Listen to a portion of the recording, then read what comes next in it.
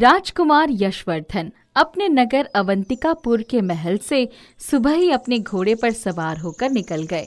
धूप सिर पर चढ़ाई थी। उन्हें थकान का भी अनुभव होने लगा था। मन अत्यधिक खिन्न था।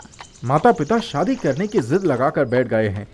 मैं तब तक शादी नहीं करना चाहता हूँ जब तक मनपसंद लड़की ना मिले। कुछ दिनों के लिए राज्य छोड़कर ही चला जाता हूँ ताकि कुछ समय के लिए ये बात वो लोग भूल जाएं। थोड़ी दूर चलने पर ही एक नदी के बहने की कलकल ध्वनि सुनाई पड़ रही थी। आगे जाकर उन्होंने घोड़े को रोक दिया। पेड़ के तने से उसको बांध के खुद पानी पीने चले गए। तभी उन्होंने देखा कि नदी में कोई डूब रहा है। ओह, पता नहीं कौन डूब रहा है, मुझे बचाना होगा। इतना कहकर बिना कुछ सोचे समझे नदी में कूद पड़े। वो एक परी थी। उसको किसी तरह अपने कंधे पर लाद कर बाहर ले आए, जमीन पर लिटा दिया। उसके पेट में गए पानी को निकाला। अचानक वो उठकर बैठ गई। मैं यहाँ कैसे आई? पहले ये बताइए कि नदी में क्यों कूदकर जान दे रही थी आप? मेरे सारे आभूषण भी नहीं है। शायद उस दुष्ट जादूगर ने मेरा ऐसा हाल किया है। कौन है आप? कैसा जादूगर? मैं एक परी हूँ। मेरा नाम मल्लिका है। मैं धरती पर घूमने आई थी, तभी एक दुष्ट जादूगर की निगाह मुझ पर पड़ गई और उसने मुझ पर जाल डालकर पकड़ लिया। मेरे सारे आभूषण भी उतार लिए। शायद पकड़े जाने के डर से उसने मुझे बेहोश करके नदी में डाल दिया होगा। ये तो बहुत गलत हुआ। हमारे देश में एक तरफ अतिथि देवो भव की सिद्धांत का पालन किया जाता है और वहीं दूसरी तरफ ऐसे दुष्कर्म करने वालों की कमी नहीं है। मुझे दुख है कि आपको पृथ्वी लोक पर आकर इतना कष्ट झेलना पड़ा। बस आप मुझे उस जगह का पता दीजिए, मैं स्वयं उस दुष्ट जादूगर को मजा चखाऊंगा। पहली बात तो मुझे स्वयं याद नहीं कि वो कौन सी जगह थी और उसने मुझे कहाँ नदी में फेंका होगा। आपका बहुत बहुत धन्यवाद मेरी जान बचाने के लिए। बस एक मदद और चाहती हूँ। हाँ, बताइए। मैं चाहती हूँ कि आप मुझे किसी सुरक्षित स्थान पर पहुँचा दे ताकि मैं कुछ देर आराम करके वापस परीलोक चली जाऊँ। आप सीधे मेरे महल चलिए, वहाँ कुछ समय आराम करके चली जाइएगा। लेकिन वहाँ तो आपका परिवार होगा। मैं किसी एकांत स्थान पर जाना चाहती हूँ। ओह, तब चलिए। हमारा एक महल जंगल में भी है जिसमें हम शिकार के समय ठहरते हैं। आप वहीं आराम करिए। वहाँ एक दो सेवक और सिपाहियों के अतिरिक्त कोई नहीं होगा। दरअसल मेरे पंख अभी गीले हैं, जिससे मुझे उड़ने में दिक्कत होगी। मेरे लिए सौभाग्य की बात होगी कि आप मेरे घोड़े पर बैठकर मेरे साथ चलें। पर इसके पहले कभी घोड़े पर नहीं बैठी, कहीं गिर गई तो? अरे मैं हूं ना संभालने के लिए, आप आराम से बैठिए। मल्लिका परी ने घोड़े पर बैठने के लिए जैसे ही हाथ लगाया, घोड़ा ऐसे उछला जैसे उसे करंट लग गया हो। इसे क्या हुआ? आप मुझे सच सच बताइएगा, आप जो कुछ कह रही हैं वो सच है ना? क्यों? आपको ऐसा क्यों लगा? मेरा घोड़ा भविष्य दृष्टा है। जब कभी कोई खतरा होता है तो वो भांप लेता है। मल्लिका परी, ठहरिए, मैं उससे पूछता हूँ। बादल, क्या हुआ? तुम उछले क्यों? राजकुमार, सामने से तूफान आ रहा है। आप लोगों को तुरंत यहीं कहीं छिप जाना चाहिए। आगे जाकर हम मुसीबत में पड़ जाएंगे। कहाँ जाएं? तभी राजकुमार की नजर घने जंगल के बीच खड़े एक खंडर पर पड़ी। चलिए उस खंडर में चलकर देखते हैं। दोनों खंडर में पहुंचे तो बाहर से बहुत ऊंचे स्वर में मंत्रों की आवाज सुनाई पड़ी। ठहरिए, ऐसा लगता है कि ये कोई साधारण मंत्र नहीं है, ये तो किसी तांत्रिक की आवाज है। आपको कैसे पता? मुझे मंत्रों का ज्ञान भली भांति है। आप यही ठहरिए, मैं देख कर आती हूँ। नहीं, मैं आपको नहीं जाने दूंगा। पहले भी आप एक बार नदी में डूब गई थी। आप चिंता मत करिए, मैं जादू से अपना वेश बदल कर जाऊंगी। थोड़ी देर में ही मल्लिका परी ने तितली का रूप धारण किया और खंडर में चली गई। वहां से वापस आई तो राजकुमार, ये तो बहुत खतरनाक तांत्रिक है। 2 लड़कियां इसके कब्जे में है और उन्हें सामने बिठाकर मंत्रोच्चारण करता जा रहा है। हमें उसे रोकना होगा, वरना वो उनकी जिंदगी बर्बाद कर सकता है। मैं अधिक से अधिक उस पर बल प्रयोग कर सकता हूँ, पर जादू या मंत्र तो मुझे नहीं आता। मैं जादू से उन लड़कियों को बाहर निकाल लाऊंगी और उस तांत्रिक को जादू से रस्सी से बांध दूंगी। उसके आगे आप देखिए। ठीक है, पर आपके गीले पंख सूख गए हैं क्या? अभी हमें सबसे पहले उन लड़कियों को बाहर निकाल कर लाना होगा, पंख तो सूख ही जाएंगे। मल्लिका परी के जादू से दोनों लड़कियां खंडहर से लड़खड़ाते हुए बाहर आई। ऐसा लग रहा था जैसे वो दोनों नशे की हालत में है। और तभी चीखते हुए तांत्रिक भी एक रस्सी में बंधा हुआ खींचता हुआ बाहर आ गया। राजकुमार, अपने शिकार पर निशाना साधिए। पहले इससे ये तो पूछ लीजिए कि ये इन लड़कियों को कहां से और क्यों लाया है। हे धृत तांत्रिक, क्यों इन लड़कियों को लेके आए थे और क्या करना चाहते हो तुम इनके साथ? मुझे अपनी तांत्रिक साधना को पूरा करने के लिए जवान लड़कियों की जरूरत है। तुम मेरे रास्ते से हट जाओ, मैं तुम्हें भी मंत्रोच्चारण से बेहोश कर दूंगा। मेरी साधना पूरी ही होने वाली थी कि तुमने बाधा डाल दी। अब इसको मजा चखाना ही पड़ेगा, मैं ही कुछ करती हूँ। मल्लिका परी ने कोई मंत्र पढ़कर लड़कियों के ऊपर फूंक मारा। वो दोनों चैतन्य हो गए। लड़कियों, एक एक झंडा उठाओ और इस दुष्ट तांत्रिक का सिर फोड़ दो। लड़कियां तो जैसे यही चाहती थी। दोनों झंडे से उसके सिर पर वार करने लगी, मार मार कर उसे अधमरा कर दिया। बस, अब इसको काफी सजा मिल चुका है। इसको उम्र भर कैद में रहना होगा। आप इन लड़कियों का ध्यान रखिए, मैं इसे इसके ठिकाने पर पहुंचा देता हूं। राजकुमार ने तांत्रिक को घोड़े की पीठ पर रस्सी से बांध दिया और घोड़ा दौड़ते हुए अपने राज्य में पहुंच गया। इस दुष्ट को सलाखों के भीतर डाल दिया जाए और कुछ लोग मेरे पीछे घोड़े लेकर आए, साथ में एक बंदी भी ले चलिए। राजकुमार जब उस खंडहर के पास पहुंचा तो वहां कुछ और लड़कियां खड़ी थी। राजकुमार, उस तांत्रिक ने तो कई लड़कियों को अपना निशाना बनाया था। अगर हम इधर ना आते तो इन बेचारी लड़कियों की जिंदगी दांव पर लग गई होती। खंडहर में और कुछ मिला? हाँ मिला ना, बजाने वाला चिमटा, भस्म, विभूति और सूखे नारियल। इसी तरह की पूजा की सामग्रियां थी। हम लोगों ने सब नदी में प्रवाहित कर दिया। अब हमारे सिपाही भी आ गए हैं और हमारी बंदी भी तैयार है। ये सभी लड़कियां बंदी में बैठ जाएंगी और आप घोड़े पर सवार होकर मेरे साथ महल चलिए।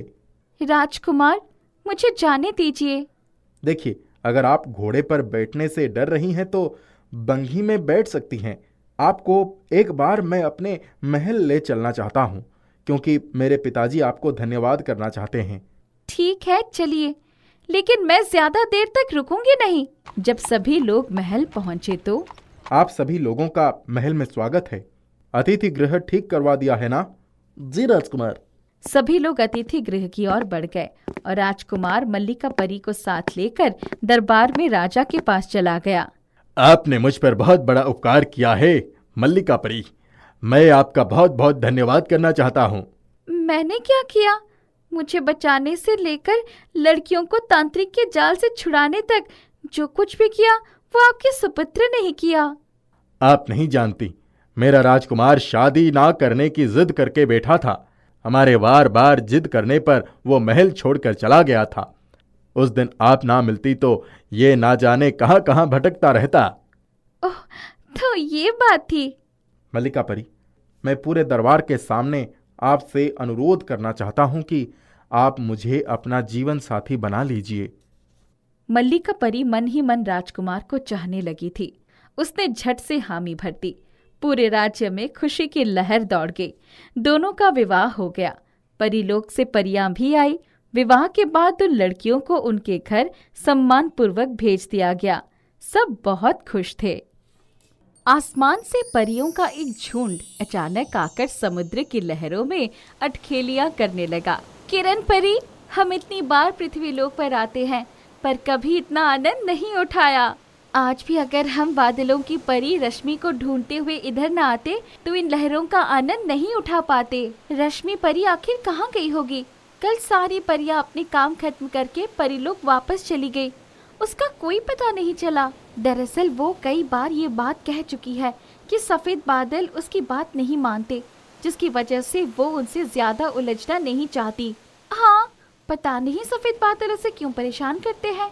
शायद वो ज्यादा सख्ती से पेश आती है। क्यों ना चलकर हम सफेद बादलों से ही पूछ ले।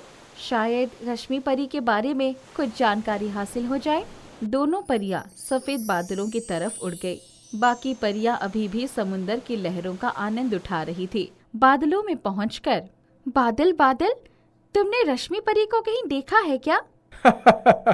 कल से ही मुंह फुलाकर पर्वतों के पार काले बादलों में जाकर बैठी है वो। वो क्यों भला? कल भरे हुए बादलों के साथ हमें धरती पर बरसना था और रश्मि परी चाहती थी कि हम समंदर में बरसे। इसी बात से नाराज होकर वो काले बादलों में चली गई। मैं नहीं मानती कि वो इतनी सी बात के लिए नाराज हो गई होगी। आखिर समुंदर में बरसने का भी कोई खास मकसद रहा होगा। मकसद होने से भी धरती पर बादलों का बरसात अत्यंत आवश्यक था, क्योंकि बिना बारिश के सारी फसलें सूख रही है। किसान परेशान थे, इसीलिए कभी कभी हमें अपनी मर्जी भी करनी होती है और रश्मि परी ये सब नहीं समझती। आप रानी परी से कहकर बादलों के लिए किसी अनुभवी परी की नियुक्ति करवाइए। तुम कह रहे हो तो मैं अवश्य बात करूंगी। अभी तो हमें रश्मि को ढूंढना आवश्यक है। इतना कहकर दोनों परियां पर्वतों के पार काले बादलों की खोज में चल पड़ी। बहुत देर तक उड़ते रहने के बाद उन्हें काले बादलों का टुकड़ा दिखाई पड़ा। वो देखो, काले बादल, वो अवश्य इसी जगह होगी। दोनों परियां बादलों में पहुंची तो रश्मि परी कुछ बच्चों के साथ खेल रही थी। रश्मि, तुम यहाँ क्या कर रही हो? सारे परी लोक में तुम्हें ढूंढा जा रहा है और तुम बच्चों के साथ मस्ती कर रही हो। मुझे बादलों की परी बनना स्वीकार नहीं है। वो मेरी बात ही नहीं मानते, तो मेरा बादलों की परी रहने का क्या मतलब है? हुआ क्या? तुम्हें क्या परेशानी है? बादलों से नाराज होकर यहाँ बैठ गई हो? देखो, ये छोटे छोटे बच्चे समुंदर के किनारे खेल रहे थे। अचानक ये समुंदर के अंदर जाने लगे। तभी मैंने सफेद बादल के एक टुकड़े को आदेश दिया कि समुंदर के ऊपर बरस जाओ, जिससे बच्चों का ध्यान भटक जाए और ये वापस आ जाए। पर बादल नहीं माना। क्या कहा उसने? उसने कहा कि सूखी फसलों के लिए बारिश अधिक आवश्यक है, इसलिए वो पहले धरती पर बरसेगा। आज तो फैसला होकर रहेगा। जहाँ बच्चों के जीवन मृत्यु का मामला है, वहाँ बरसना ज्यादा आवश्यक है। इन बादलों की शिकायत रानी परी से करनी पड़ेगी। तुम हमारे साथ आओ। पर ये बच्चे हैं किसके? मुझे नहीं पता, पर रात तक इन्हें लेने कोई नहीं आया, तब मैं इन सबको लेकर यहाँ आ गई। चलो एक बार समुंदर के किनारे चलकर देखते हैं। शायद इन बच्चों के माता पिता इन्हें ढूंढ रहे हो। सब मिलकर समुंदर के किनारे आए तो अपने बच्चे को ढूंढते हुए सभी बच्चों के माता पिता बिलख रहे थे। आप लोग क्यों रो रहे हो? हमारे बच्चे कल समंदर में डूब गए। शायद हम थोड़ी देर के लिए उनके लिए कुछ खाना लेने गए थे। इतनी देर में ही बच्चे समंदर में डूब गए। ओहो, आप लोग यहीं रुकिए, मैं अभी आई। रश्मि परी जल्दी से सब बच्चों को लेकर समुंदर के किनारे आ गई। ये बच्चे आप लोगों के ही है? हाँ, यही है। सब एक दूसरे से लिपट कर रोने लगे। अब हमें यहाँ से चलना चाहिए। चलकर बादलों से बात करनी होगी। रश्मि परी का मकसद सही था, फिर बादल कैसे मनमानी कर सकते हैं? आज रश्मि परी के कारण ही इन बच्चों की जिंदगी बची है। फसलों को पानी थोड़ी देर बाद भी दिया जा सकता था। 3 परियां सफेद बादलों के पास पहुंच गई। आ गई तुम लोग। मुझे पता था कि तुम लोग आओगे। तुम्हें अपनी गलती का एहसास हो गया ना? बिल्कुल नहीं, मैं गलत हो ही नहीं सकता। हमारा काम धरती को स्वस्थ श्यामल बनाए रखना है, ना कि लोगों की जिंदगी बचाना है। वो भी ऐसे बच्चे जिनके माता पिता को उनकी चिंता ही नहीं है। नहीं, हम तुम्हारे साथ सहमत नहीं हैं। प्रकृति का काम ही है परोपकार करना। अगर तुम इतनी ओछी विचार रखते हो तो हम तुम्हें श्राप दे देंगे। जिन बूंदों पर तुम्हें इतना अभिमान है, वो बूंदे तुमसे छीन लेंगे। नहीं, परी रानी, ऐसा अभिशाप मत देना। रश्मि परी ने तुमसे कहा था समुंदर पर बारिश करने के लिए, पर तुम नहीं माने। ऐसा पहले भी कई बार हो चुका है। आगे से अगर ऐसा हुआ तो तुम स्वयं इन सब के जिम्मेदार होगे। इन्हें बादलों को हर जगह भेजने और उनसे काम लेने के लिए यहाँ नियुक्त किया गया है। रश्मि परी, हमें क्षमा कर दो। मैं आपको विश्वास दिलाता हूँ कि आगे से ऐसा नहीं होगा। आप जहाँ कहेंगी हम वहीं बरसेंगे। हम भूल गए थे कि हमारा अपना कोई अस्तित्व नहीं है। जब तक पानी की बूंदें नहीं होंगी, हमारी कोई हैसियत नहीं है। इतने में काले बादल भी उमड़ते घुमड़ते आ गए। अरे यहाँ तो परियों और बादलों के बीच कोई गंभीर वार्तालाप चल रहा है, मुझे देखना चाहिए। क्या हुआ दोस्त? आखिर आज गिर ही गए। तुमको कितनी बार मना किया था कि बादलों की परी से मत उलझो। वो बहुत ही दयालु और समझदार हैं, उनका निर्णय हमेशा सही होता है। पर तुम अभी नए जमाने के बादल हो ना, गरजने कड़कने और मनमानी करके बिजली गिराने को ही अपना मुख्य काम समझते हो। यार, जले पे नमक मत छिड़को। मैंने अपनी गलती मान ली है, अब क्यों मेरी शिकायत लगा रहे हो? अरे इसीलिए कहा जाता है कि बड़े बूढ़ों की बात हमेशा माननी चाहिए। वो भले पुराने जमाने के हैं, पर उनका अनुभव नए लोगों से भी बहुत ज्यादा है। पर तुम्हारे जैसे लोग उस अनुभव से फायदा उठाने के बजाय उनका मजाक ही उड़ाते हो। माफ कर दो, तुम भी हमें माफ कर दो। अब मैं समझ गया हूँ, आगे से ऐसा नहीं होगा। रश्मि परी जो कहेगी वही होगा। परियों ने सफेद बादल को धन्यवाद किया और नीले समुंदर की तरफ उड़ गई। आओ रश्मि, थोड़ी देर तुम भी समुंदर की लहरों का आनंद उठाओ। आज हमने तुम्हें ढूंढते ढूंढते इस समुंदर में खूब मजे लिए। तुम्हें पता है, समुंदर में परियों का इस तरह अटखेलियां करना कभी कभी बहुत ही खतरनाक हो सकता है। अब हमें डराओ मत रश्मि, जल्दी बताओ कैसा खतरा हो सकता है। समुंदर में अक्सर मछुआरे मछलियां पकड़ने के लिए जाल डाल कर रखते हैं। कभी कभी वही जाल हमारे लिए घातक बन जाता है।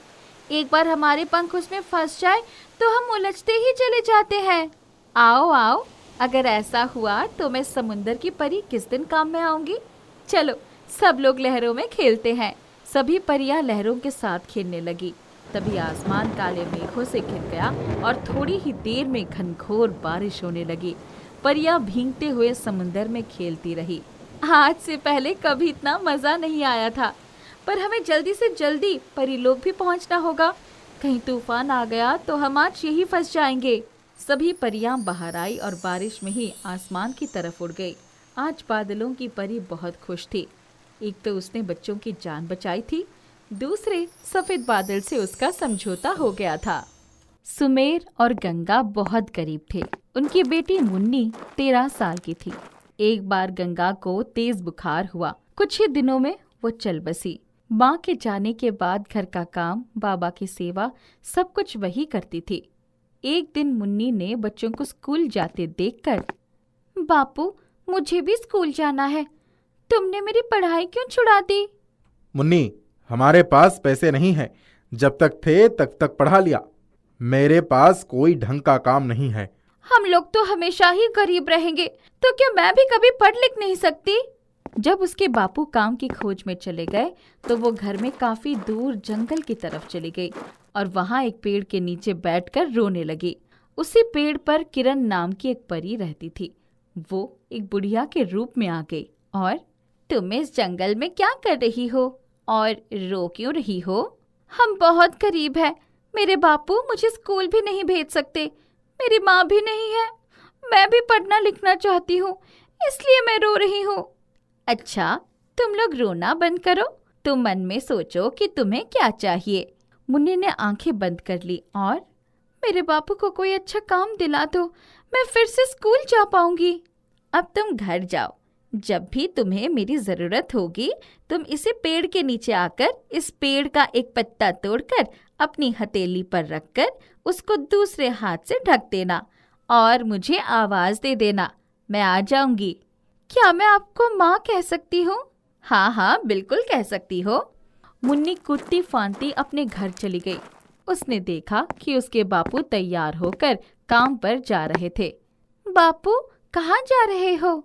आज से मुझे गांव के स्कूल में माली का काम मिल गया है, अब तू भी स्कूल जा सकती है। बापू तुमको पता है ये सब उसी बूढ़ी अम्मा ने किया। कौन सी अम्मी? मुन्नी ने सारी बातें बापू से बताई। अच्छा, ये तो बहुत अच्छा हुआ, मैं जरा जाकर देखता हूँ कैसा काम है। सब लोग चले गए तो मुन्नी दौड़कर जंगल में चली गई और पेड़ के नीचे जाकर अपनी हथेली पर पत्ता रखकर उसको ढक दिया। अम्मा तुम कहाँ हो? जल्दी आओ, मुझे तुम्हें कुछ बताना है। तभी पेड़ से परी उतरकर उसके सामने आ गई। आप कौन हो? मैंने तो बूढ़ी अम्मा को बुलाया था, जिन्होंने मेरी इच्छा पूरी होने का आशीर्वाद दिया था। मैं ही वही हूँ, वो मैं ही थी। मैंने ही तुम्हें आशीर्वाद दिया था। आप तो परी है ना? हाँ, मैं परी हूँ। मैं इसी पेड़ पर रहती हूँ। मैंने तो सुना है परियां परी लोक में रहती है। हाँ हाँ, मैं भी वही रहती थी, पर रानी परी ने मुझसे नाराज होकर मुझे धरती पर भेज दिया है। क्यों? आपने कोई शरारत की थी क्या? मैं बचपन से बहुत शरारती थी। एक दिन मैं धरती लोक पर आई। यहाँ आकर तितलियां देखने और उनके पीछे पीछे भागने में देर हो गई। मैं बहुत सारी तितलियों को एक धागे में पिरोकर अपने साथ ले गई। वो देखते ही रानी परी नाराज हो गई। उन्होंने कहा, तुम परी हो, तुम्हें जीवों पर दया करना पहला पाठ पढ़ाया जाता है, और तुम इन बेबस तितलियों को पिरोकर ही ले आई। तब से मैं धरती पर ही हूँ। ये कहते कहते किरण परी उदास हो गई। ओहो, तो आपने रानी परी से माफी क्यों नहीं मांगी? मांगना तो चाहती हूँ, पर इसके लिए मुझे परीलोक जाना होगा। तुम कल से स्कूल जाओगी ना? मैं स्कूल कहाँ जाती हूँ? आज बापू कह रहे थे शायद कल से जाऊंगी। घर जाकर उसने देखा कि उसका घर एक बड़ी हवेली में बदल गया था। आइए मुन्नी बिटिया, आपके पिताजी आपको ढूंढ रहे हैं। मुन्नी बेधड़क हवेली में प्रवेश कर चुकी थी। उसने देखा कि उसकी हवेली के चारों तरफ खूब सुंदर बाग बगीचे थे।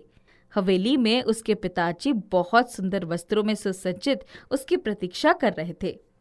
उसको देखते ही, मुन्नी, तुम कहाँ थी बेटी? देखो ये सब कैसे हो गया? बाबा, ये सब परी माँ का जादू है। हाँ बेटी, तेरी इच्छा पूरी हो गई। दूसरे दिन सुबह ही मुन्नी अपने बापू के साथ स्कूल गई। उसका एडमिशन हो गया। लौटते समय, बापू तुम घर जाओ, मैं जरा परी माँ से मिलकर आती हूँ।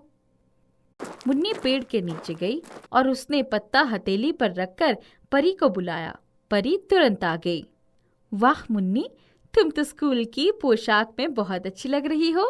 परी माँ, आप यहाँ अकेली जंगल में रहती है। आपने हमें इतना सुंदर बाग बगीचा दिया है, आप हमारे बगीचे के पेड़ पर भी तो रह सकती है। अभी नहीं, जब समय आएगा तब मैं खुद ही आ जाऊंगी। मुन्नी जाने लगी, परंतु तभी एक भयानक सा दिखने वाला आदमी जो मुन्नी के पीछे पीछे आ रहा था, उसने मुन्नी और परी के बीच होने वाली सारी बातें सुन ली, पर उसको परी दिखाई नहीं पड़ी। वो जादूगर था। जैसे ही मुन्नी अपने घर जाने के लिए लगी, वो उसके पीछे पीछे गया। ए लड़की, तू पेड़ के नीचे किसके साथ बात कर रही थी? पहले तो मुन्नी डर गई, फिर उसने साहस जुटाया। मैं तो एक पेड़ से बातें कर रही थी, आपको कैसे पता चला? अभी मेरे साथ चलकर जरा उस पेड़ से फिर से बात करो। जरा मैं भी तो सुनूं कि कोई इंसान पेड़ से कैसे बात कर सकता है। ठीक है, आप चलिए मेरे साथ। मुन्नी पेड़ के नीचे गई और पत्ते को हथेली पर रख दिया। फिर, मुन्नी, तुम एक पत्ता तोड़ लो और उसको उस आदमी की हथेली पर रख दो। उसको कुछ भी दिखाई पड़ना बंद हो जाएगा। तब तक तुम अपने घर चली जाना। मुन्नी ने झट से एक पत्ता तोड़ लिया और उसकी हथेली पर रख दिया। लड़की, तूने ये क्या किया? मुझे कुछ भी दिखाई नहीं पड़ रहा है। लेकिन मुन्नी तब तक वहां से जा चुकी थी। मुन्नी जब घर पहुंची तो उसने अपने बापू से सारी बातें बताई। जादूगर बड़बड़ाता हुआ वहीं पेड़ के नीचे बैठा था। शाम होने को आई, लेकिन उसकी आंखों से अभी भी कुछ दिख नहीं रहा था। तभी उधर से साइकिल से एक व्यक्ति निकला। उसने एक जादूगर को वहां बैठा देखा तो, अरे भाई, तुम यहाँ क्यों बैठे हो? किसी का इंतजार कर रहे हो क्या? नहीं, मुझे इस जंगल से बाहर निकाल दो। मुझे कुछ भी दिखाई नहीं पड़ रहा है। उस व्यक्ति ने उसे सहारा देकर उठाया और अपनी साइकिल पर बिठाकर जंगल के बाहर से ले आया। रात हुई तो अचानक मुन्नी ने सोचा कहीं वो दुष्ट आदमी परी को कोई नुकसान न पहुंचाए। बापू, चलो हम लोग वहां चलकर देखते हैं कि वो खतरनाक आदमी अभी है या चला गया। इतनी रात को? बापू, परी माँ धरती पर अकेले ही सजा भुगत रही है। यहाँ उनका अपना कोई नहीं है। सुमेर तुरंत तैयार हो गया। उन्होंने अपने साथ सुरक्षा के लिए लाठी और टॉर्च ले लिया था। जब वो वहां पहुंचे तो रात हो गई और दूसरे से उन्हें रोशनी और संगीत की मधुर आवाज सुनाई पड़ी। वो लोग एक जगह रुक गए। उन्होंने देखा कि उस पेड़ के पास ही बहुत सारी परियां नृत्य कर रही थी। तभी एक उड़ान खटोला आया। उस परी से रानी परी उतरी। उसने आते ही नृत्य और संगीत रुक गया। किरण परी, हमारे पास आओ। जी रानी परी, आप मुझे माफ कर दीजिए। मेरे इस बच्चे पर रहने का पता एक जादूगर को लग गया है। हो सकता है वो मुझे ढूंढ ले। आज तो उस छोटी सी बच्ची ने मुझे बचा लिया, फिर वो हमेशा मेरे पास ही नहीं रह सकती ना। किरण परी, आज का ये उत्सव इसलिए मनाया जाता है कि आज तुम्हारी सजा पूरी हो गई। तब तक मुन्नी दौड़कर परी माँ से लिपट गई। आप मुझे छोड़कर मत जाइए। मुन्नी, मत रो। तुम जब बुलाओगी मैं तुमसे मिलने तुम्हारे बगीचे में अवश्य जाऊंगी। परी माँ ने मुन्नी के सिर पर हाथ रखा पर उसे आशीर्वाद दिया। सभी परियां मुन्नी और उसके पिता से विवाद लेकर उड़न खटोले पर बैठकर आकाश में उड़ गए। मुन्नी की आंखों में आंसुओं की बूंदें झिलमिला रही थी। मुन्नी, परी माँ फिर आएंगी। हमें दूसरों की खुशी में खुशियां ढूंढनी चाहिए ना। चलो घर चले। एक नई उम्मीद लेकर सभी गांव लोग घर आ गए।